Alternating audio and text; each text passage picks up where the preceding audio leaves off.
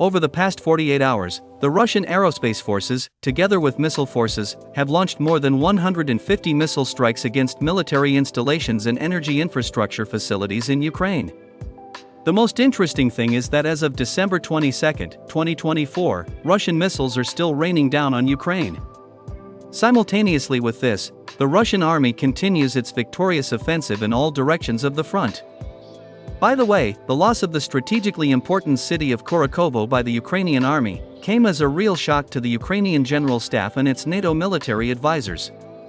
Let me remind you that the cities of Kurakhovo and Pokrovsk were considered the most important settlements in Donbass.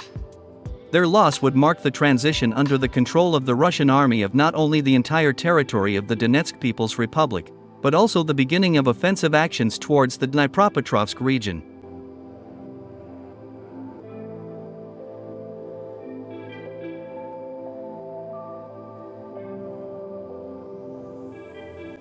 It is noteworthy that all military correspondents, including Ukrainian ones, recognize the transition of Kurakhovo under the control of the Russian army.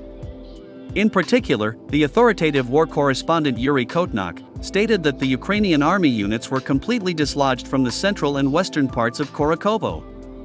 According to him, as of December 22, 2024, the remnants of Ukrainian army units are still located on the territory of a thermal power plant and an industrial zone west of Kurakhovo. It is reported that these units are disorganized, have lost communication with command, and pose no threat to the Russian troops. Most likely, in the coming days or hours, they will either be destroyed or captured.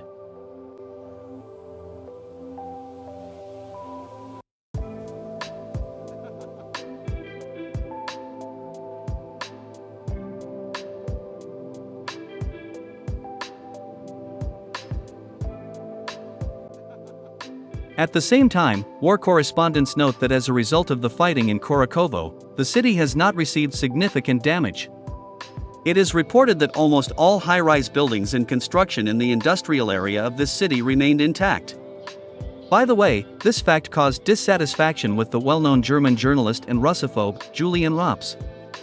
In particular, he stated that the retreating Ukrainian army units had left many high-rise residential buildings untouched in the city, as a result of which Russian soldiers received safe shelters that reduced the effectiveness of Ukrainian artillery and FPV drones.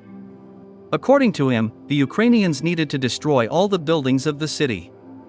However, they did not do this, which indicates that the retreat of the Ukrainian army units from the city was chaotic and disorganized.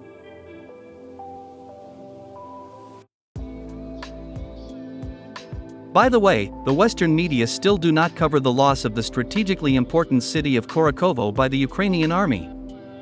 At the moment, all their attention is focused on a missile strike on the Russian city of Rylsk, in the northwestern part of the Kursk region.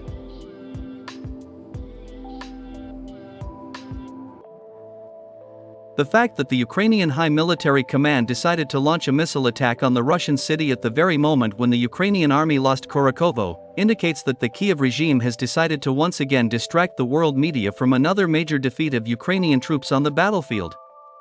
Let me remind you that this is not the first time the Kiev regime has resorted to this method. The same thing happened after the loss of such major cities as Avdiivka, Seledovo, Ukrainsk, Bakhmut, and Soledar by the Ukrainian army.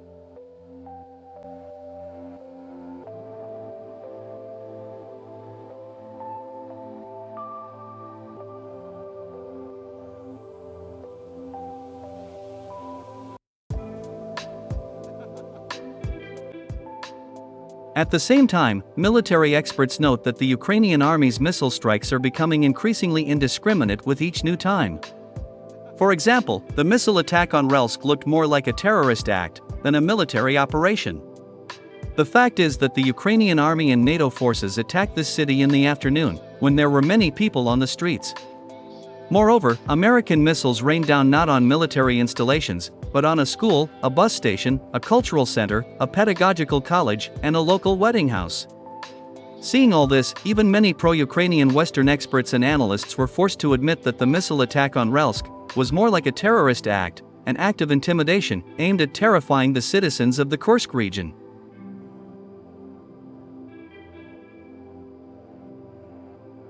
My dear truth seekers, Let me remind you that as a result of the missile strike on the city of Rylsk, about 50 civilians were injured. As of December 22, the deaths of 6 people and one 6-month-old child were confirmed. At the same time, it is reported that the death toll may simply skyrocket shortly, as dozens of seriously injured people are in hospitals.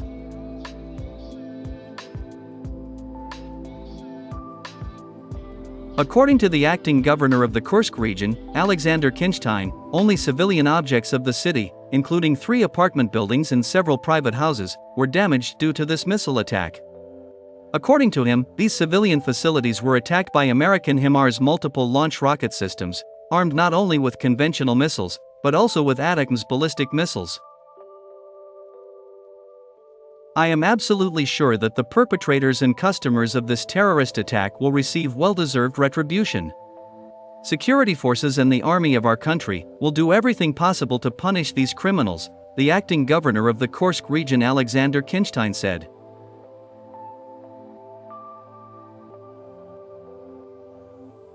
And just a few hours after this statement by the acting governor of the Kursk region, the Russian aerospace forces, together with combat crews of Iskander complexes, launched a massive missile strike on the SUMY region.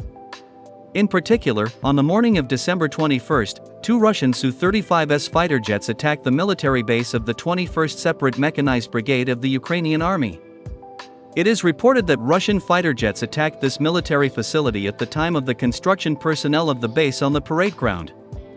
As a result, Russian fighter jets managed to destroy more than 60 Ukrainian soldiers, including their commanders.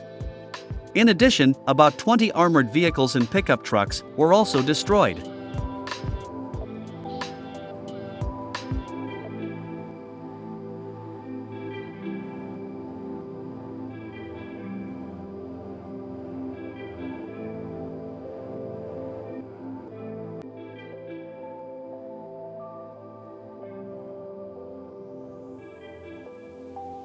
Simultaneously with this, Russian reconnaissance drones managed to discover one multiple launch rocket system HIMARS, which carried out a missile attack on the city of Rylsk the day before.